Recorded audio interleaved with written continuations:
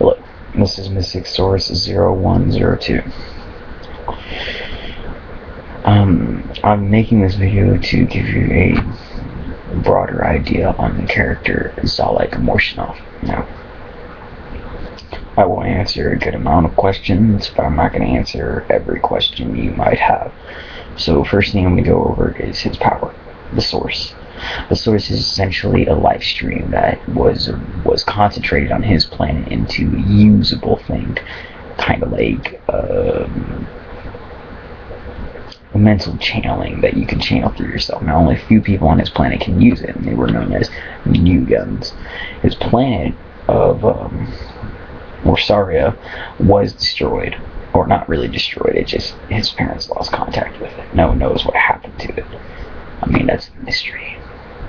Anywho, so his parents came to this planet to take the life stream, or to bring it back to Morsaria, so that the ruling of the fourth ruling of the Fidenless gear could turn. So it could start. I mean, it was the 6th gear on the cosmic clock. This is the 6th year. This is happening. Cosmic clock. Anywho, so his parents came to Earth to steal the life stream, and basically lost contact with the planet, so they believe all hope was lost. They adapted and became human beings. They lost their abilities as new guns. Their son, one day, who actually was a comic book nerd, he read multiple amount of comic books when he was a kid, he stumbles across the essence of the source, which was given to each team of new guns that moved from planet to planet. Now, what the source is essentially basically Green Lantern's power. Anything they can imagine can come real. However, it just depends on the caliber of what they imagine. They can't imagine things that are too big, and if they imagine big things, then they can only have like a few big things out at one time, unless they've mastered the art of using the source, which Zalek has not. Now, when it comes to little things, it doesn't matter how many things they imagine. They can imagine swords, they can imagine bows, they can imagine guns, they can imagine anything they fucking want.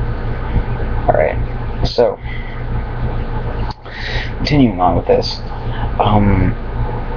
his perseverance is his strongest thing. I mean, yes, he has inhuman strength, yes, he has inhuman speed, but it's to an extent that would severely damage a human body if overused, so he can't necessarily move like at light speed, or else his bones would deteriorate. They would basically be the equivalent of a NASCAR driver's bones. He's been driving NASCAR for 20 years. So, anyway. And the strength thing is he can get winded from lifting heavy objects like a normal human being. So yes, he can throw a car, it's just he will be out of breath because that car is probably pretty fucking heavy. So continuing on with this, to go over, I think one more thing. Yeah, it's just basic understanding of the guy is that he was meant to be a very human-like character, have human traits altogether. You know, he wanted to be a hero when he was a child, and he grew up, and he gained power when he was 15 years old, and he continued to grow, and voila, he became a superhero. Alright, I mean, yeah, I know it's a pretty simple backstory, but that's the deal behind it. But he's a very human character. Also, he's a very large underdog, which means he can lose a lot of fights, which he's probably going to. And I guess you can say his biggest weakness is also his strongest trait. Not necessarily, not the strongest trait, but his strongest form, which is a descended form of himself, which I haven't come up with a name with, so we're just going to call it an ascension.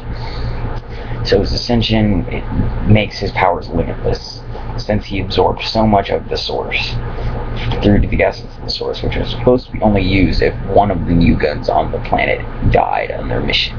Since Earth is a very charitable and very hospitable planet, there was no threat. So they just kind of hid it away in the basement, just hoping their son wouldn't find it. I know it's kind of dumb, but whatever. Anyway, so he finds that he absorbs an abnormal amount, giving him more power than any Mugen before, but still with the same limits. Now this ascended form is limitless. He's unbelievably strong, unbelievably fast, and he can imagine anything, but only for a short period of time. Now, he can